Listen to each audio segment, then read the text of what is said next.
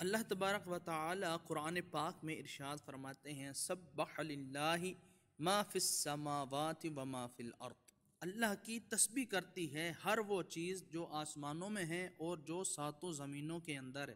اور قرآن پاک کی یہ ایک آیت نہیں ہے، اس جیسی کثیروں آیات ہیں جن کے اندر اللہ پاک فرماتے ہیں کہ ہر چیز میری تسبیح کرتی ہے، جانور ہوں، پرندے ہوں، درندے ہوں، حتیٰ کہ بجلی جب وہ کڑکتی ہے تو اللہ کی تسبیح بیان کرتی ہے، بادل جب گرجتے ہیں تو اس وقت وہ بھی اللہ کی تسبیح بیان کرتے ہیں۔ اللہ کی ساری مخلوق تسبیح کرتی ہے، مگر اس تسبیح کی آواز ہم نہیں سن سکتے۔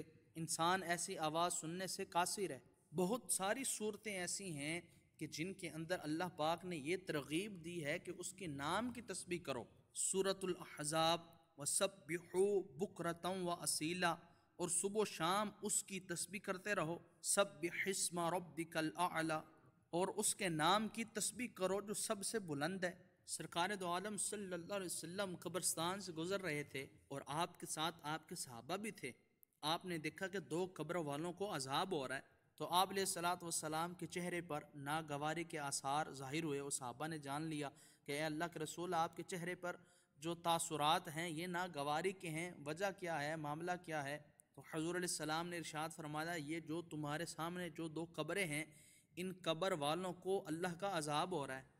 آپ علیہ الصلوۃ والسلام آگے بڑھے اور درخت کی ٹہنی پکڑی اور اس کو توڑا اور اس کے دو ٹکڑے کیے، ایک ٹکڑا ایک قبر پہ رکھا اور دوسرا ٹکڑا دوسری قبر پہ رکھا، اور آپ ارشاد فرمانے لگے جب تک یہ تر رہیں گی اللہ کی تسبیح کرتی رہیں گی، اور اس تسبیح کا فائدہ جو ہے یہ قبر والوں کو پہنچتا رہے گا۔ قربان جائیں حضور کی سیرت پر، حضور کے معجزے پر، کہ آپ کو پتہ بھی چل گیا ہے کہ قبر والوں کو عذاب ہو رہا ہے، اور یہ جو ٹہنیاں ہیں یہ اللہ کی تسبیح کرتی ہیں، اور تسبیح کی آواز بھی حضور علیہ الصلوۃ والسلام سن رہے ہیں کہ یہ ٹہنیاں کون سی تسبیح کرتی ہیں۔ صحابہ تو صحابہ تھے، انہوں نے عرض کی یا رسول اللہ ان کو کون سا عذاب ہو رہا ہے اور کس وجہ سے عذاب ہو رہا ہے؟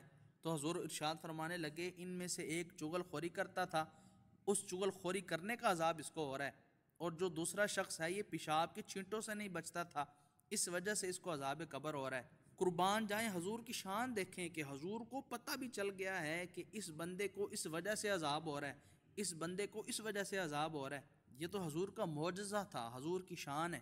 اللہ تبارک و تعالیٰ کا ایک ایسا نام بھی ہے میرے محترم بہن بھائیوں کہ اگر ہم اس کو اپنا ورد بنا لیں تو ہماری ساری مشکلیں دور ہو جائیں گی۔ ہم مہنگائی کا رونا روتے ہیں، غربت کا رونا روتے ہیں، میری یہ مصیبت ہے، میری یہ مصیبت ہے، تو اگر ہم اس نام کی تسبیح کرنا شروع کر دیں تو ہماری ساری مشکلیں حل ہو جائیں گی۔ بعض علماء نے تو اس کو اسم اعظم کہا ہے کہ یہ اسم اعظم ہے۔ امام اعظم ابو حنیفہ نے بھی اس کو اسم اعظم کہا ہے کہ یہ جو نام ہے اللہ کا یہ بھی اسم اعظم ہے، اور وہ نام ہے الرحمن۔ اس نام کی تسبیح کس طرح کرنی ہے، کس انداز کے ساتھ کرنی ہے، تو اس کے اتنے زیادہ برکات حاصل ہوتی ہیں، وہ میں نے آپ کو بیان کرنی ہے، اور آپ نے توجہ کے ساتھ اس عمل کو سننا ہے، پھر اس عمل کو کرنا ہے۔ اس اللہ کے نام کی ہم نے تسبیح کرنی ہے، اور دن میں 1000 بار کرنی ہے۔ آپ سوچ میں پڑ جائیں گے یار اس نام کی اتنی زیادہ برکتیں ہیں۔ حضور نبی کریم صلی اللہ علیہ وسلم کی بارگاہ میں ایک شخص آیا اور آ کے عرض کرتا ہے اللہ کے رسول میرے بہت بڑے گناہ ہیں، اتنے بڑے بڑے گناہ ہیں کہ ان کی معافی ہو ہی نہیں سکتی، ساتوں زمینوں ساتوں آسمانوں سے بھی میرے بڑے گناہ ہیں، میری مغفرت نہیں ہو سکتی۔ تو نبی علیہ السلام ارشاد فرمانے لگے غم نہ کر، میں تمہیں ایک اللہ کا نام بتاتا ہوں، تم اس کا ورد کرو، اس نام کی برکت سے اللہ تمہارے سارے گناہ معاف فرما دیں گے۔ تم نے کیا کہنا ہے؟ تم نے کہنا ہے بسم اللہ الرحمن الرحیم، بسم اللہ الرحمن الرحیم۔ اس کے اندر اللہ تبارک و تعالیٰ کے دو صفاتی نام ہیں، رحمان اور رحیم۔ جب تم اللہ کو رحمانو یا رحمانو کہہ کے پکارتے رہو تو اللہ کی رحمت جوش میں آ جائے گی اور تمہارے سارے گناہوں کو ہلاک کر دے گی، تمہارے سارے گناہوں کو جلا دے گی، تمہارے سارے گناہ ختم ہو جائیں گے۔ تو وہ اللہ کا صفاتی نام ہے یا رحمانو یا رحمانو۔ یہ پڑھنا کس طرح ہے میرے محترم بہن بھائیوں، آپ نے غور سے سننا ہے۔ جب آپ کسی سخت مصیبت میں پڑ جائیں، کسی سخت بیماری میں پڑ جائیں، اور وہ مصیبت، پریشانی، وہ دکھ آپ سے جا ہی نہیں رہا، تو اس کو ختم کیسے کرنا ہے یہ خود غوث پاک رضی اللہ تعالیٰ عنہ نے بیان فرمایا ہے۔ اگر بندہ اس طرح اللہ کا نام لے گا، یہ ذاتی صفاتی نام یا رحمانو، تو اس کی یہ مشکل حل ہو جائے گی۔ تو میرے محترم بہن بھائیوں، آپ نے کرنا یہ ہے کہ آپ نے اچھی طرح سے وضو کرنا ہے اور پھر آپ نے نماز عصر ادا کرنی ہے۔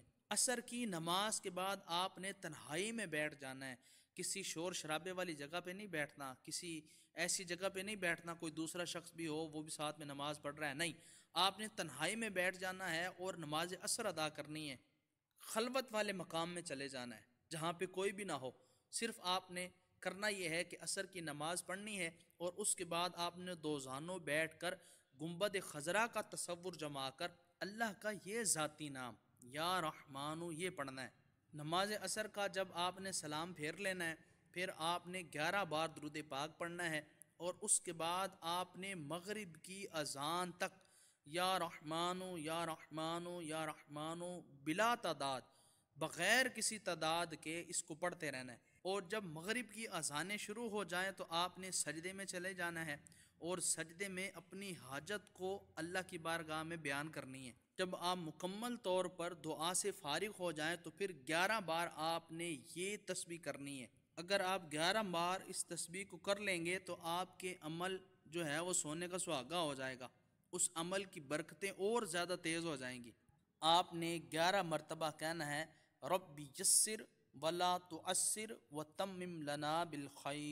آپ نے اس کلام کو، اس وظیفے کو 11 بار ہی پڑھنا ہے، 10 بار نہیں پڑھنا یا 12 مرتبہ نہیں پڑھنا، کیونکہ جو چابی کے جو دانے ہوتے ہیں اگر ایک دانہ بھی کم ہو جائے یا ایک دانہ زیادہ ہو جائے تو تالا نہیں کھلتا۔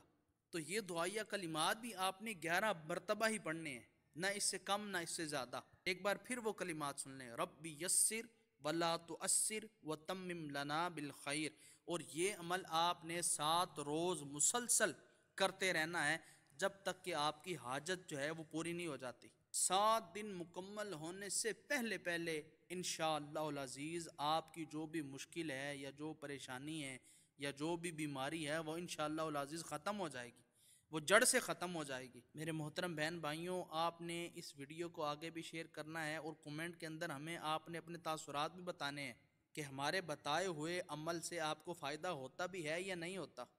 اللہ آپ کا دونوں جہانوں میں آپ کا حامی و ناصر ہو۔ جزاک اللہ فی الدنیا والآخرہ۔